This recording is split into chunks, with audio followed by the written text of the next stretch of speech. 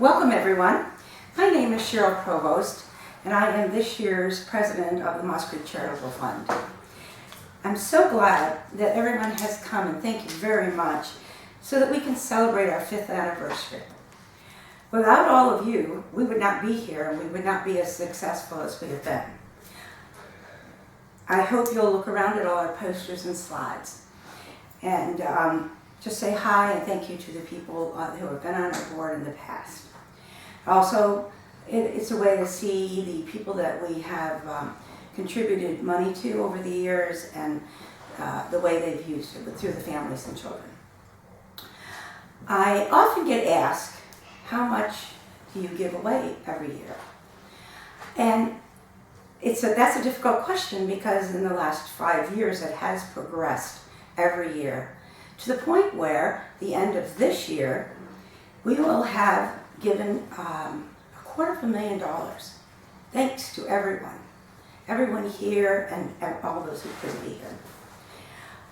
The other thing we've done in that 5 years is we've grown our endowment fund to $128,000. And considering that was only started a couple of years ago, that's rather amazing.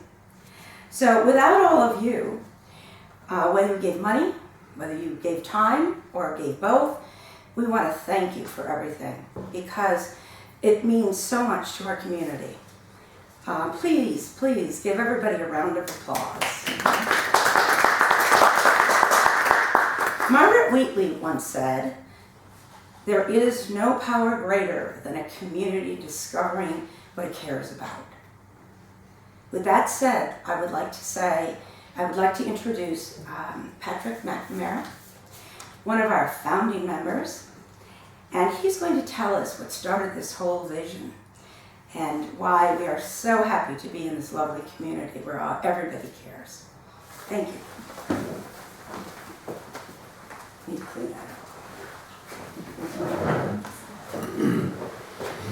Thank you, Cheryl. I'm Pat McNamara. I was the first president of the Moss Creek Charitable Fund.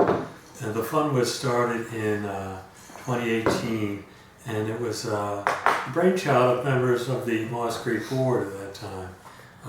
They included Katie Doran, who was really the prime mover, as well as Tommy Talman, Diane Dahl, Gary Moore, and Claire Carnes.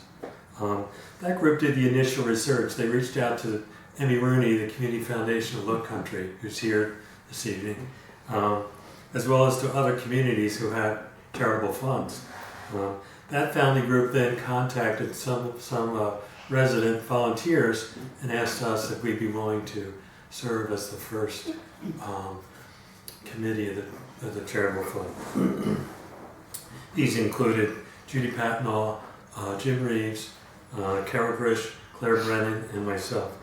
Moss Creek has a long history of charitable giving, supporting the Moss Creek Marines, Pink the Creek, and other worthy causes. But our intent was not to compete with those groups, but to give the community an opportunity to give as one community. At our first organizational meeting, the 5 of us had to elect a chair for the fund. No one wanted to be the chairman. So Jim Reeves and I flipped a coin, and I lost. So I became the first president of the Moss Creek Charitable Fund. As you can imagine, there were a lot of issues to work through: legal, financial, logistical, communications. That's where the Community Foundation Low Country came in. We organized ourselves under their umbrella. But first, we had no money. We had to raise a minimum of $2,500 even to be part of the Community Foundation's umbrella. So the 5 of us each pulled out our checkbook and wrote a check for $250 each.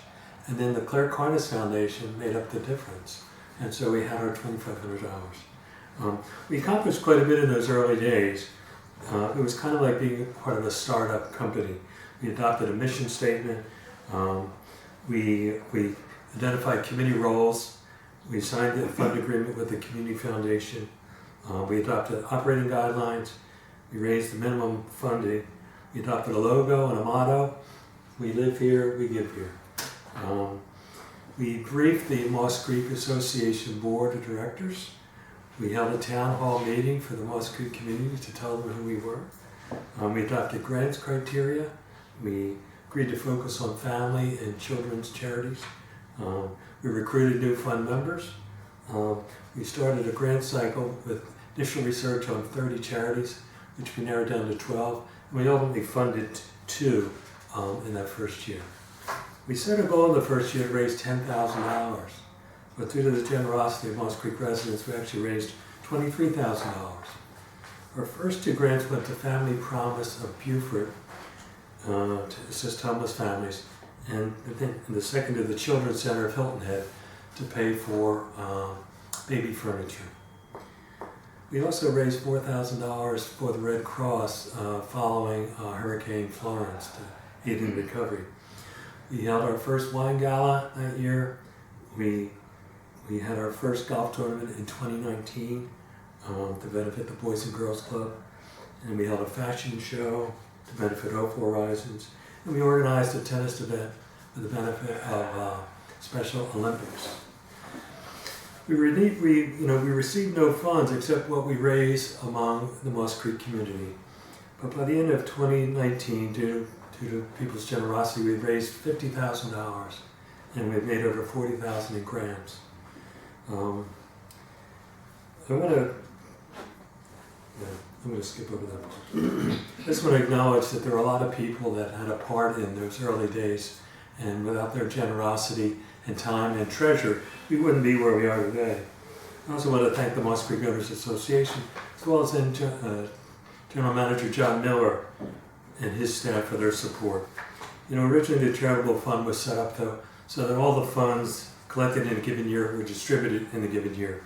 The money came in, the money went out. But we recently added a second fund, an endowment fund, where the funds are collected and invested for the long term to create a sustaining endowment. The goal of the endowment fund is over time to grow and provide income for charitable grants. I want to thank the Community Foundation, Low Country and Underground in particular, for their support during those early days. It was a privilege for me to serve as the fund chair in those early days. I'm very impressed to see how it's grown and flourished under the new leadership. Finally, I have a favor to ask of you. Tell your friends and neighbors about tonight and about the fund and how Moss Creek supports local charities. There are new folks moving into Moss Creek every day, and many of them may not have heard of us. We're going to keep the good work going. Thank you again for coming tonight and for your generosity. To all of you, thank you for being here tonight. We thank our founding fathers, our founding brothers, for their efforts in all of the charities that have been beneficiaries, but we in particular thank all of you who are donors who have given so generously that makes the Moss Creek Charitable Foundation successful. Tonight, we are pleased to be able to give back. The purpose here is to share with you strategies, tax strategies, to make your charitable giving more efficient. It would save you money and perhaps even make you money. So, first, a few words from our sponsors. We really have to give some disclosures here and some announcements. We're going to have a narrative that follows legal, financial, and tax issues, and they will be answered by a fictitious advisor, appropriately named C.D. Espert. He'll provide answers and suggestions and courses of action, but we want to be sure that you understand this is an educational presentation and should not be considered to be legal, financial, or tax advice. We'll also be using a fictitious income tax rate, federal income tax rate of 25%, because it's easy. Actual tax savings and will depend on actual tax rates and, of course, actual facts and factors. Following this presentation, we'll open it up for questions and answers, which may be submitted verbally or in writing. Throughout this presentation, as a matter of convenience, we've mentioned the Moss Creek Charitable Fund as the beneficiary of charitable gifts. First, the formal designation should always be the Community Foundation of the Low Country for the benefit of the Moss Creek Charitable Fund. And of course, your other charities can also benefit from these strategies that are illustrated. Finally, copies of this slideshow and the presentation will be posted on the Moss Creek website under the Moss Creek Charitable Fund. With that, let's turn on to the topics. We're going to be talking about gifting appreciated securities. Many of you know about this, but some may not. It's a time-honored and very effective way of saving money when you're making charitable contributions. We'll show a few illustrations to help you with that. Secondly, timing of gifts can be just as important as the amount of the gift you make. When you make it can be just as important. We'll show you situations where timing will save you money. Next, we'll introduce donor-advised funds. If you haven't heard of them, it's a very convenient vehicle that gives you more control and more discretion over larger gifts that you may have that you can have paid out over time, or you can even make changes to your charities or to the amounts that go to them. We'll explain that in more detail. Next are charitable gift annuities. Like any annuity, it provides a flow of income to the person that's giving the money away. So you give your money, but you get something back in return. And in this case, you not only get back a flow of income, you get a charitable deduction. We'll explain more about that. Qualified charitable distributions is a very tax-efficient way of making distributions from an IRA, especially when your required minimum distributions, and which provide you with tax savings even when you don't itemize deductions. That's a very important point to keep in mind, and we'll emphasize that later. Next, we have something new to present that's new in 2023. We take the benefits of a charitable gift annuity that's funded with qualified charitable distributions, and you see how you can get multiple benefits by using this strategy. Finally, we'll move into the subject of estate planning and show how you can structure your documents and your charitable bequests so you can save money, not just federal estate tax, which may be a situation, but also saving income taxes. And last, you can create a legacy. Charitable giving can be a family endeavor, and you can share all of the joy you get in seeing the benefits that like all of you see from all the people around here, providing to needy people, and share it within your family. As we go through this, we're going to present these strategies in real life situations. And during this, we're going to be introducing Victor and Valerie, an empty nesting couple who, as they go through various phases of life, are presented with circumstances that the strategies will show how they save money. So Victor and Valerie will be with us here for a little while. First, we'll talk about gifting appreciated securities. Victor and Valerie visited with their advisor, C.D. Espert, and as they were reviewing their income taxes, he said, most of your gifts have been made in cash, but you have a portfolio, and you might benefit more by giving appreciated securities. There's a tax saving to that. Let me show you how. If you would sell the stock that you have, and then donate the cash, the proceeds of sale of $3,000, you would have a tax savings at your federal 25% tax rate of $750. That's your benefit. But from the sale of appreciated security, you're going to have some capital gains. If your cost basis was $1,000, your gain would be $2,000. And at the typical long-term capital gains tax rate of 15%, you'd have a tax bill of $300.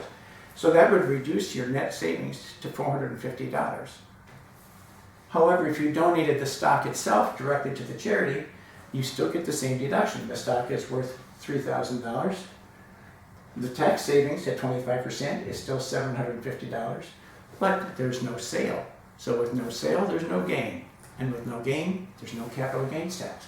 So your net savings is the full $750 charitable deduction. So always keep in mind that whether you're planning on giving cash or securities, giving securities is always going to be better. And the higher the tax rate that you're in, the more the savings. 15% is not the lowest, is not the highest tax rate on capital gains. A couple years later, Valerie and Vic came to see C.D. Espert to let him know that they had some good news. Valerie had taken on a new job. She was hired and received a very substantial signing bonus. And they were thrilled, but they were also faced with a large tax bill.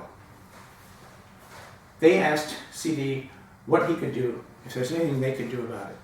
And he said, well, let's look at this. You've been making gifts of roughly $3,000 every year.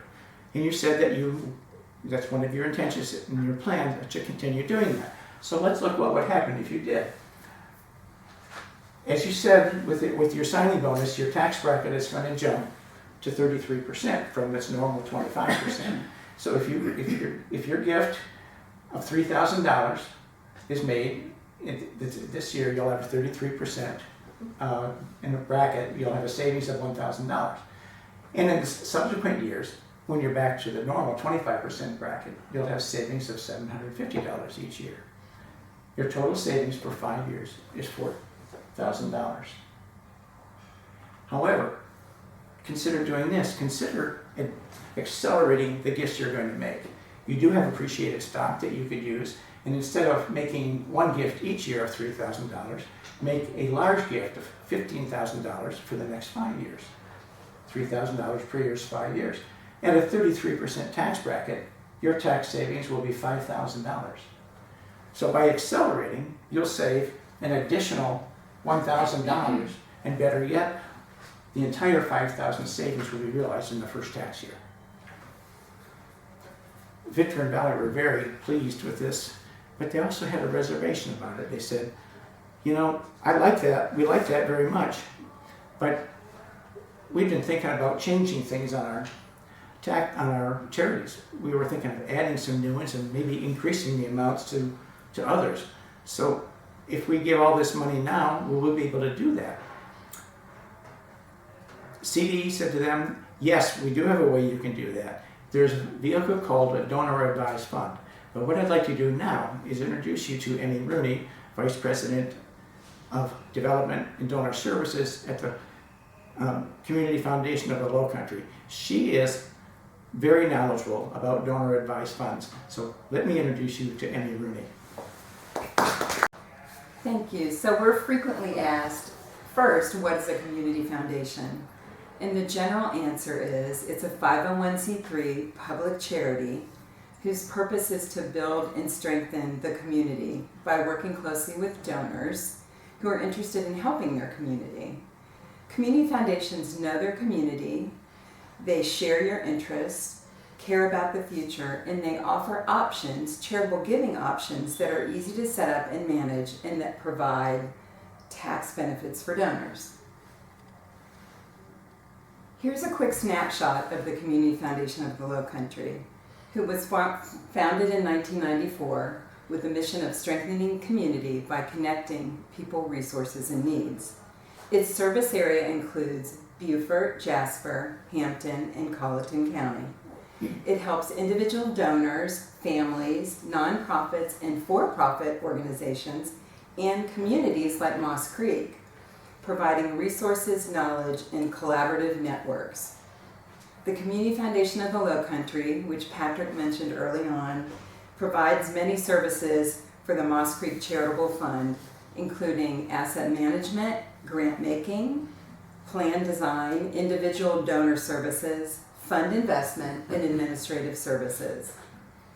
Moss Creek is one of now 12 communities that have charitable funds where the members of the community can pool their resources to meet emerging and changing needs of interest to them.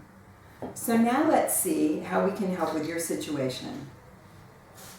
You've decided to accelerate the timing of your gift contributions or your charitable contributions, but instead of paying them all at once, you would like to decide when and how much and to which charities your contributions are paid. I think a donor advised fund would work well for you. So donor advised funds, as Mike had said, they're a simple arrangement where stock or cash you donate is held in an account at a public charity for current or eventual distribution to a charity or charities of your choice. You receive an immediate deduction for the full amount of the contribution in the year it's made. But distributions to support charities of your choice can then be made on your own timetable.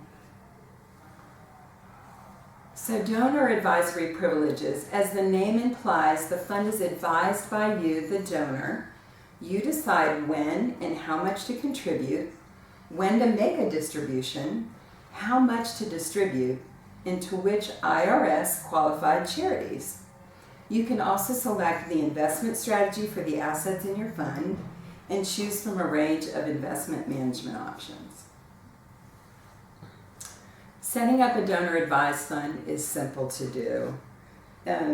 It's quick and easy and inexpensive. The Community Foundation does provide this, a complete range of services to help set up, administer, manage, and distribute donor advised funds and work with donors to meet their individual needs. And to achieve those charitable objectives, they can give to a nonprofit anywhere in the country.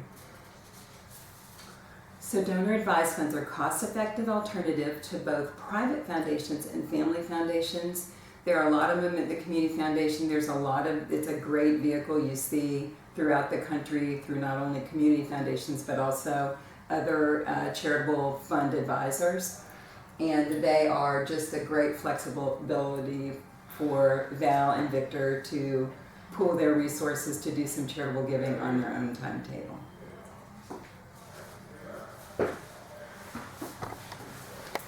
And they decided to set up their donor advised fund and do exactly as Emmy said that they could do, to pay out when they wanted. But they realized, first of all, the tax savings they were looking for to offset the taxes on Valerie's bonus, and still continue their charitable giving ways.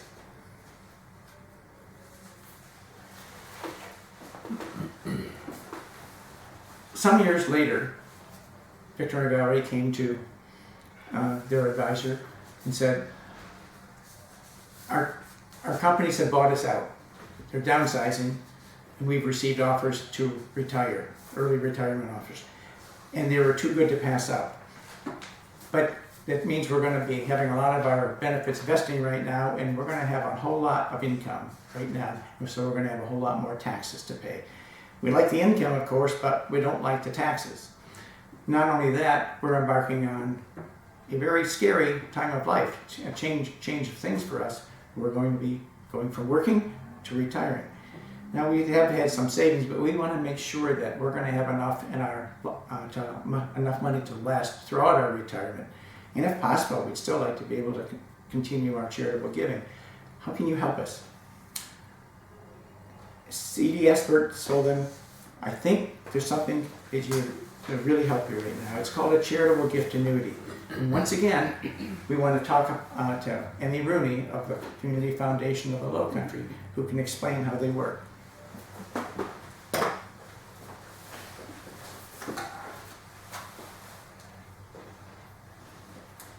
So charitable gift annuities are one of the services that we use to help people like you, like Vic and Valerie, because they provide security and, as Mike said, dependability of a fixed income payment while also providing for a future charitable gift. So think of a gift annuity as part gift, part annuity. And this is how they work. So you make a donation of cash or appreciated securities to the Community Foundation.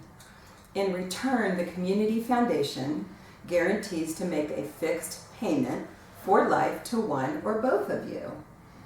You can designate the Moss Creek Charitable Fund or another sponsored charity as the ultimate beneficiary after your lifetime.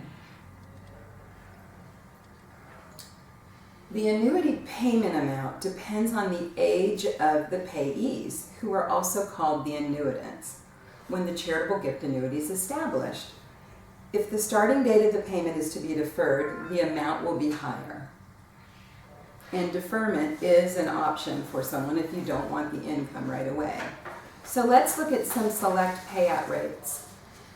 And you can start to see on this chart that, and these are set by the American Council on Gift Annuities. We do not set gift annuity rates. We utilize the suggested rates by the American Council on Gift Annuities. So you can see at the age 65 for a single life annuity, the payout rate is 5.4% annually. And that's 5.4% of the gift that you put into your annuity and then generates a payment to you. If you follow that along on the right or across, you'll see if it's 2 lives, so joint survivors, so it's based on a husband and a wife, Vic and Valerie, and it continues through the lifetime of both Vic and Valerie. But they're based on on the younger age. So at the younger age of 65, and we used a comparison of the older age, the spouse being a year or 2 older, the payout rate is a little lower because jointly they're going to live a longer joint lifetime based on actuarial tables.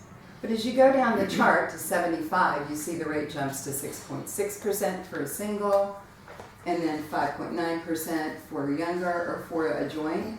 And then as you go above 80 into 90, those rates go into the 7.6% up to 9.7%. So depending upon the age at which you establish a gift annuity will determine what the rate will be. And I've always said at the Community Foundation they're great life insurance because we've had people that outlive their life expectancy and the annuity continues to pay.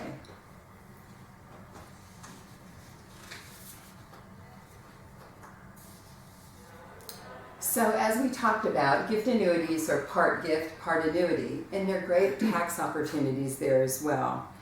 Because if you are funding your gift annuity either with cash or with an appreciated security, a portion of that will be an immediate tax deduction.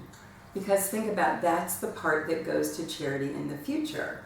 So the IRS lets you benefit from that during your lifetime by taking a deduction for the future gift to charity after your lifetime. And this is because, well, you also will see just a portion, and this is because, as I mentioned, that the charity won't receive it right away.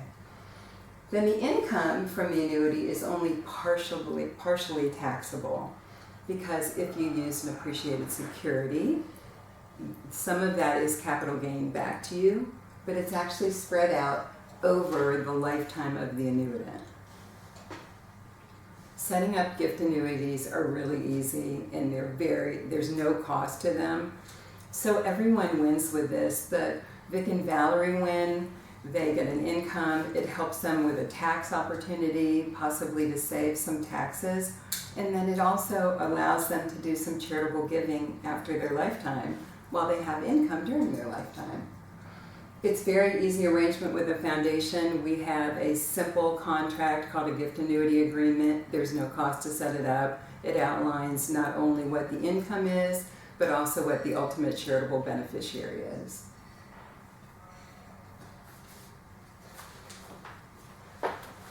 Thank you, Emmy.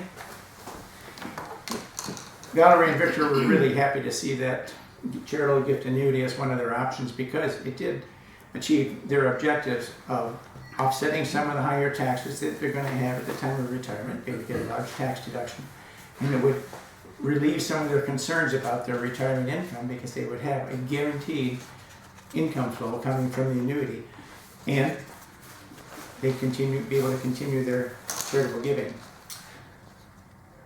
Years passed, and Victor and Valerie came in to see the expert again with the announcement that Victor is now 73 years old, and this being the year 2023, he's required to start taking required minimum distributions from his IRA. Now in the past, they had taken some distributions, but only what they needed. Now, they are required, Victor is required to take even more, as Val would be too when she reaches the required age. What it meant is that they're going to get more income and have to report it for tax purposes when they didn't really need it. Plus, they had paid off their mortgage and other debts, and they had no more interest expenses, and were now taking a standard deduction instead of itemizing deductions. So they would get no direct benefit from making a charitable contribution. So now they said, what can we do about this? CDs said, you should be looking at qualified charitable distributions. A qualified charitable distribution is one that is made directly from your IRA to a qualified charity. Even though it's going to a charity and it's not going to you, it's still going to count towards your required minimum distribution. And very importantly, it's not taxable.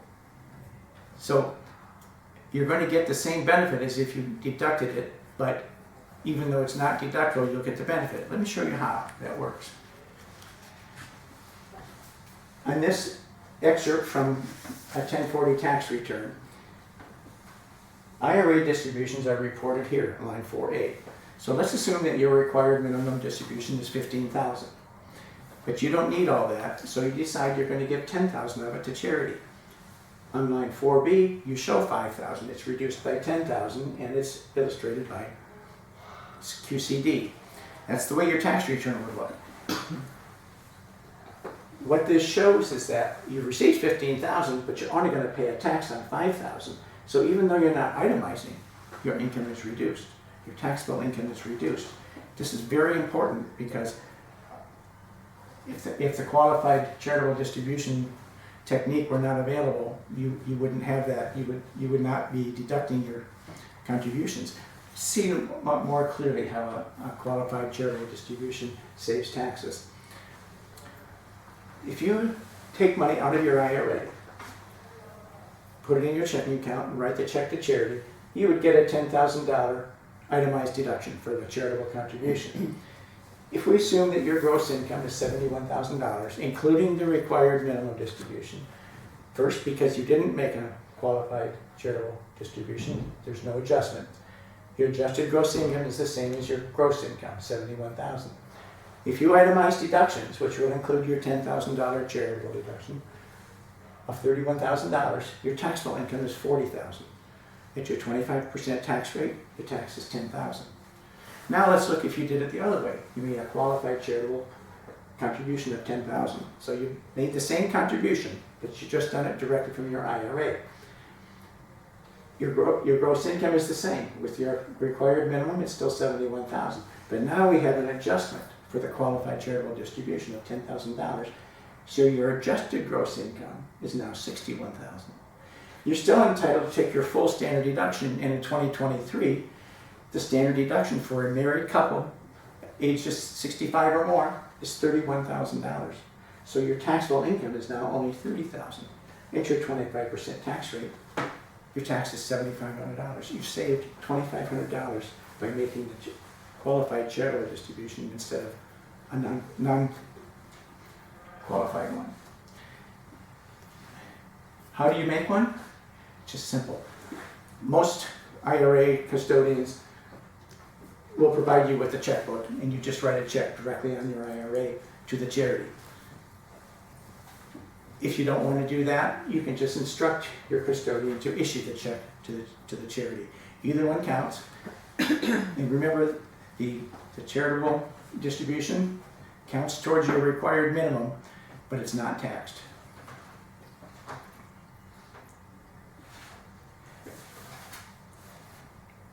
Some years later, Victor and Valerie came in to see their advisor again.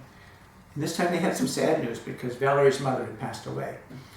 And she'd been a very generous person during her lifetime, and they wanted to remember her. They wanted to honor her memory by setting up a memorial fund for her.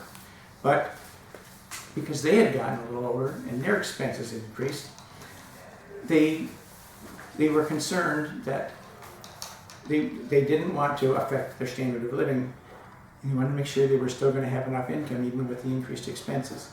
So, with the retirement security still in mind, but the desire to do something in honor of Valerie's mother, they asked CD what they could do. He said, well, you know, it's a good thing you asked, and something has happened this year that makes this extra special. You can now fund your charitable gift annuity with a qualified charitable distribution.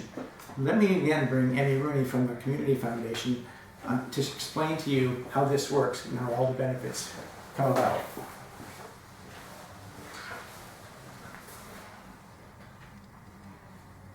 So as Mike has said, in this year, in 2023, the IRS did pass some legislation to allow Valerie and Victor to make a charitable rollover into a life income vehicle, a charitable gift annuity like we had looked at earlier and they had established.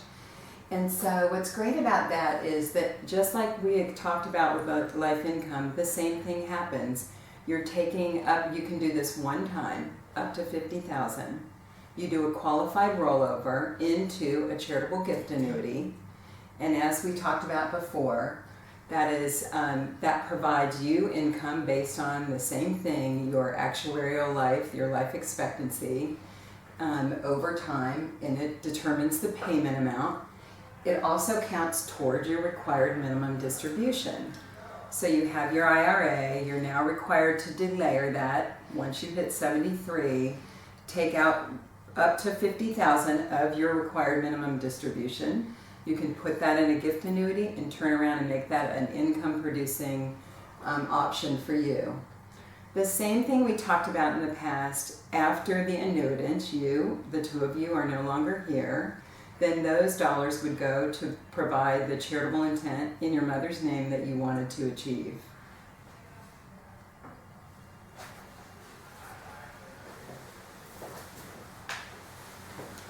Victor and Valerie were, again, pleased with that suggestion, but they wanted to be sure that they were going to be able to receive an income that was going to meet their needs. So they asked their advisor, says, what can you tell us about that? He said, well, first, let's compare. Let's compare what happens if you make a qualified charitable distribution to a charitable gift annuity, or if you just take the money out and invest it. If you take a distribution in cash, remember, it's fully taxable. So the only amount available to invest is after taxes. Plus, you have to get market returns, and the return isn't guaranteed. But if you make a qualified charitable distribution to a charitable gift annuity, the full amount is received because the distribution is not taxed. So the entire contribution is available and you get guaranteed payments. But let's look at this even more closely. Let's look at your specific situation. And let's look at what you would have to get from your investment to match what you got from the charitable gift annuity. So if you fund your charitable gift annuity with the maximum amount permissible this year of $50,000, you pay no taxes on that. It's not reduced by any taxes. So the full $50,000 is available to invest. Now, depending on the payout rate, of course depends on your age. If it's 6%, you'd receive $3,000 per year. If it's 7%, $3,500, and at 8%, it'd be $4,000. Now let's look at what would happen if you took a regular distribution and invested it. $50,000, but it's reduced by taxes. At your tax bracket at 25%, $12,500 goes to Uncle Sam, and you have $37,500 left to invest. Now, if you take that $37,500 and invest it, you'd have to get an 8% return to match the $3,000 here. And to get $3,500, you'd have to get a return of 9.33%. To get $4,000, you'd have to find something that pays you 10.67%. I'm not saying it's not available, but it would certainly take a lot more risk. We all know that to get more return, you're going to have to take more risk. And at your age and your circumstances, it's not advisable to take more risk. This convinced Victor and Valerie that this was the right thing to do because they were getting a really good return that they felt comfortable with in their later years. Plus, they were able to fund the annuity that's going to provides for benefits for their charities after their passing, and all with no taxes involved. And let's look at an actual case. This isn't Vic and Val, but this is an actual case that happened this year. We had a donor, age 82, who contributed $50,000 to the charitable gift annuity. At age 82, our payout rate was 8.1%, $4,050 per year, or $1,250 per quarter. And you do have that choice of getting the distribution at convenient intervals. This person was a much higher tax bracket. Her federal tax bracket was 35%. So she saved taxes on that $50,000 of $17,500. In South Carolina, which has a 7% maximum tax rate, she saved $3,500. Her tax savings was $21,000. If she had otherwise taken the money out and paid that $21,000 of taxes out of the 50, she'd only have $29,000 left. She would have to get a return of over 13.9% to match this after-tax rate, to match this tax payout right here, the annuity payout. This is a real case. Again, Victor and Valerie were convinced.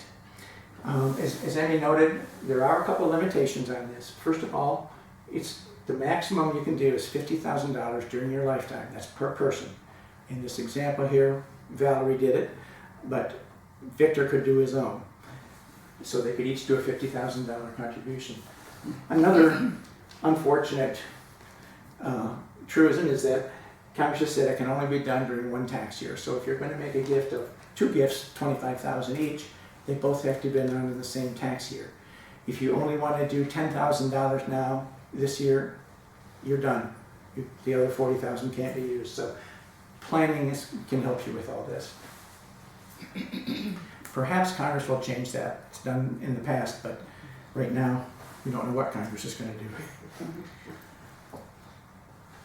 Victor and Valerie noted that how this arrangement really fit into their estate plan to provide the memorial fund, to fund the charities, to help them.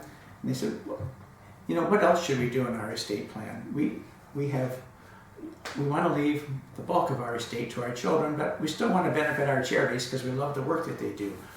What can we do? CD said, well, any money that you give to charity from your estate will be removed from your estate and it will not be taxable. If your estate should be subject to the federal estate tax, that will save 40%, that is every dollar that goes to charity, will save 40 cents, 40% savings for the charitable gift.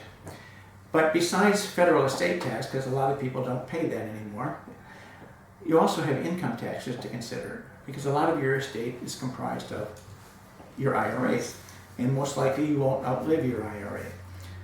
So you want to make sure that when you're making your bequests, that the IRAs go one way and the non-taxable assets go another way. Let me give you a simple example of that. We're talking here now about charitable bequests from IRAs. Let's look at a situation where we have a widow has stock worth $40,000, and she has IRAs worth $40,000 for a total estate of $80,000. This is modest. She wants to divide it equally between her children and the Moss Creek Charitable Fund.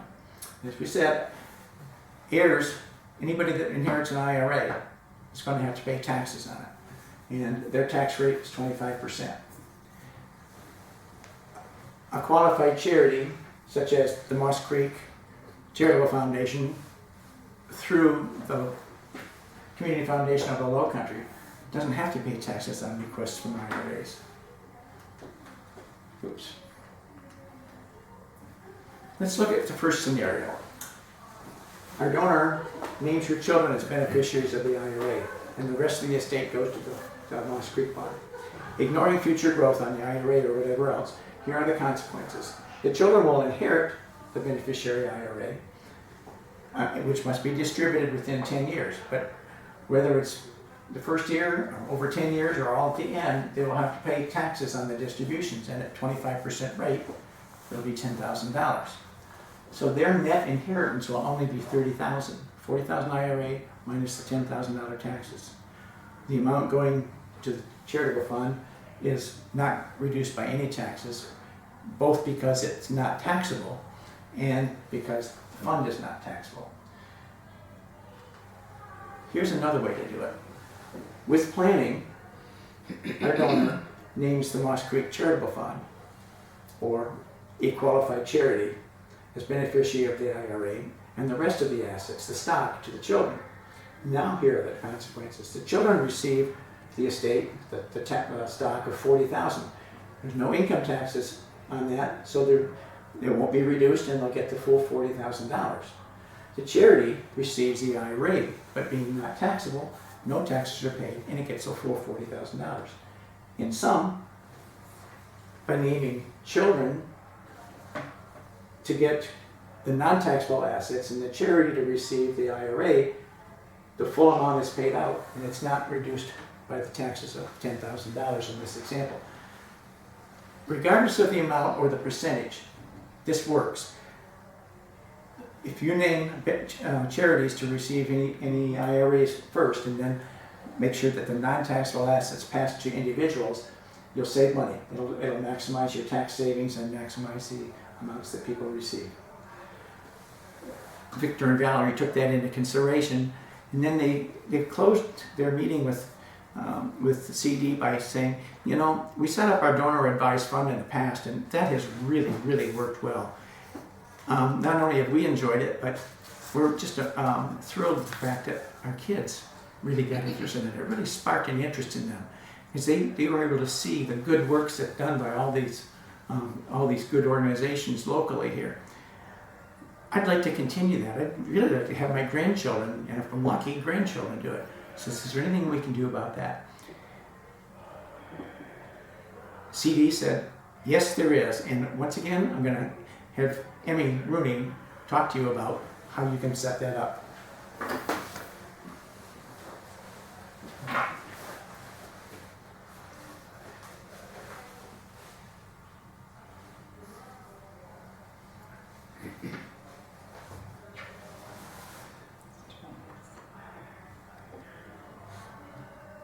So creating a family legacy is really a wonderful way to share your family values and teach philanthropy even to your children and your grandchildren. And donor advised funds are the perfect way to do that. So as we talked before, you can establish a donor advised fund, and you can name your children and your grandchildren as successor advisors with you or co-advisors. And many families get together.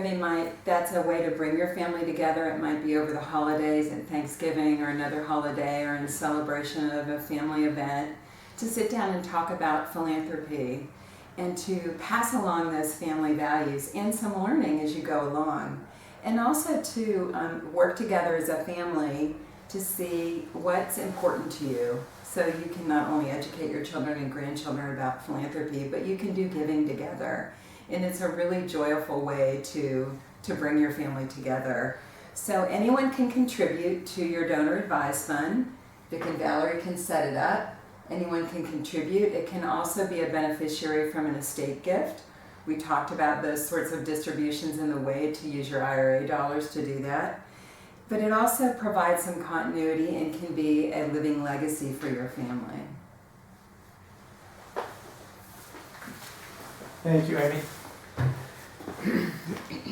Victor and Valerie liked that idea a lot and decided to fund it immediately with some cash and stock, and their children joined in as well. So they got started on it with their kids and their grandchildren.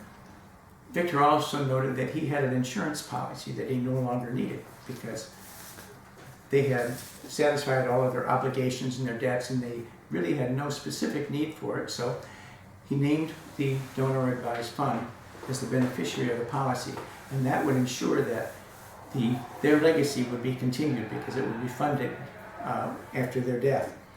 And they also could leave other assets if they wanted, as Emmy noted.